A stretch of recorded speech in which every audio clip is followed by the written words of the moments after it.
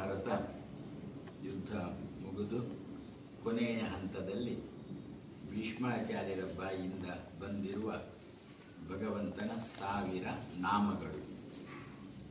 ಈ 1000 ನಾಮಗಳನ್ನು ಅವರು ಆ ಶರಮಂಚದಲ್ಲಿ ಮಲಗಿರುವಾಗಲೇ ಯಾವುದಕ್ಕೋಸ್ಕರ ಉಚ್ಚರಿಸಿದರು ಅಂತಂದರೆ, ಅವರ ದೇಹ ಆ ಸಮಯದಲ್ಲಿ ತುಂಬ ಜರ್ಜರಿತ ಆಗಿತ್ತು. ಅರ್ಜುನನ ಬಾಣ ಬಹಳ ಬಹಳ ಬಹಳ ಅದರಲ್ಲಿ ತಾಗಿತ್ತು. ಇಷ್ಟೇ ಅಲ್ಲ, ಅವರು ಕೃಷ್ಣನಿಗೂ ಒಂದಷ್ಟು ಬಾಣ ಪ್ರಯೋಗಗಳನ್ನು ಮಾಡಿದ್ದುಂಟು. ಶಿತ ಇಶಿಕ ಹತಃ ಅಂತೇಳಿ ಕೊನೆಯ ಹಂತದಲ್ಲಿ ಅವರೇ ಹೊಗಳ್ತಾರೆ ಕೃಷ್ಣನನ್ನು. ನನ್ನ ಬಾಣಕ್ಕೆ ನಿನ್ನ ದೇಹವನ್ನು ಒಡ್ಡಿಸಿಕೊಂಡು, ಅದೇ ರೀತಿಯಲ್ಲಿ ನನ್ನನ್ನು ಕುರಿತು ನೀನು ಕೆಲವು ಸಂದರ್ಭದಲ್ಲಿ ಏನೋ ಮಾತಾಡಿದ್ದುಂಟು.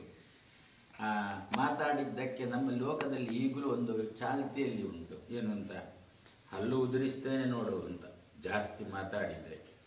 ಅದೇ ರೀತಿಯಲ್ಲಿ ಲೌಕಿಕವಾಗಿ ನೋಡುವಾಗ ಕೃಷ್ಣ ಚಿಕ್ಕವ, ಭೀಷ್ಮರು ದೊಡ್ಡವರು. ಅಂತಹ ಭೀಷ್ಮರಿಗೆ ಕೃಷ್ಣ ಕೆಲವು ಸಂದರ್ಭದಲ್ಲಿ ಲೋಕದ ದೃಷ್ಟಿಯಲ್ಲಿ ನೋಡಿದಾಗ ಸ್ವಲ್ಪ ತುಟಿ ಮೀರಿದ ಮಾತನ್ನು ಹೇಳಿದಂತೆ ಇತ್ತು. ಅದಕ್ಕೆ ಆ ಯುದ್ಧದಲ್ಲಿ ಏನು ಮಾಡಿದ್ದ, ಬಾಣ ಪ್ರಯೋಗ ಮಾಡಿ ಹಲ್ಲು ಉದುರಿಸಿದ. ಅದನ್ನು ಕೊನೆಗೆ ನೆನಪಿಸಿಕೊಳ್ತಾನೆ. ಶಿತ ವಿಶಿಕ ಹತಃ, ತೀಕ್ಷ್ಣವಾದ ಬಾಣಗಳಿಂದ ಹೊಡೆಯಲ್ಪಟ್ಟವನೇ, ವಿಶೀರ್ಣ ದಂತಹ, ತುಂಡಾದ ಹಲ್ಲುಳ್ಳವನೇ ಅಂತ ಕೃಷ್ಣನನ್ನು ಹೊಗಳುವುದು ಅವರು ಭೀಷ್ಮಾಚಾರ್ಯರು. ಹಾಗಾದರೆ ಯಾಕೆ ಕೊನೆಯ ಹಂತದಲ್ಲಿ ಹಾಗೆ ಹೊಗಳಿದ್ರು? ಮತ್ತೆ ಸಹಸ್ರನಾಮ ಯಾಕೆ ಹೇಳಿದರು ಅಂತಂದರೆ, ತನ್ನ ದೇಹ 8 ಗರ್ಭವಾಸದ ಮರಣದ ದುಃಖವನ್ನು ಈಗ ಅನುಭವಿಸ್ತಾ ಇದ್ದಾರೆ ಭೀಷ್ಮಾಚಾರ್ಯರು, ಚತುರ್ಮುಖನ ಮಾತಿನಂತೆ. ಇಂತಹ ಸಂದರ್ಭದಲ್ಲಿ ಆ ದೇಹಕ್ಕೆ, ಜರ್ಜರಿತವಾದ ದೇಹಕ್ಕೆ ನೆಮ್ಮದಿ ಕೊಡಬೇಕೆನ್ನುವ ಉದ್ದೇಶದಿಂದ ಸಹಸ್ರನಾಮವನ್ನು ಆ ಸಂದರ್ಭದಲ್ಲಿ ಉಚ್ಚಾರ ಮಾಡಿ ಭಗವಂತನಿಗೆ ಅರ್ಪಣೆ ಮಾಡಿದರು. ಹೋಗುವ ಹಂತದಲ್ಲಿ ಆರಾಮವಾಗಿ ಅವರು 3 ರೂಪಕ್ಕೆ ಸೇರಿದರು. ಹಾಗಾದರೆ ಸಹಸ್ರನಾಮದ ಉದ್ದೇಶ ಏನು ಎನ್ನುವುದನ್ನು ಭೀಷ್ಮಾಚಾರ್ಯರು ಸಮಾಜಕ್ಕೆ ತಿಳಿಸಿಕೊಟ್ಟರು. ದೇಹ ವೈಯಕ್ತಿಕ ಇದು. ಈ ಜೀವನಿಗೆ ಈ ದೇಹ, ಸಮಗ್ರ ಜೀವನಿಗೆ ಈ ದೇಶ. ಆದ್ದರಿಂದ ಹೇಗೆ ಈ ಜೀವ ತಾನು ಚೆನ್ನಾಗಿರಬೇಕು ಅಂತಾದರೆ ದೇಹಕ್ಕೆ ಸಹಸ್ರನಾಮವೋ, ಅದೇ ರೀತಿಯಲ್ಲಿ ಸಮಸ್ತ ಜೀವಿಗಳು, ಭಾರತ ನೆಲದಲ್ಲಿ ಹುಟ್ಟಿರತಕ್ಕಂತಹ ಸಮಸ್ತ ಜೀವಿಗಳು ಚೆನ್ನಾಗಿರಬೇಕಾದ್ರೆ ದೇಶವೇ ದೇಹ. ಆ ದೇಶಕ್ಕೆ ಆಪತ್ತು ಬರತಕ್ಕಂಥ ಪ್ರಸಂಗ ಬಂದಿದೆ.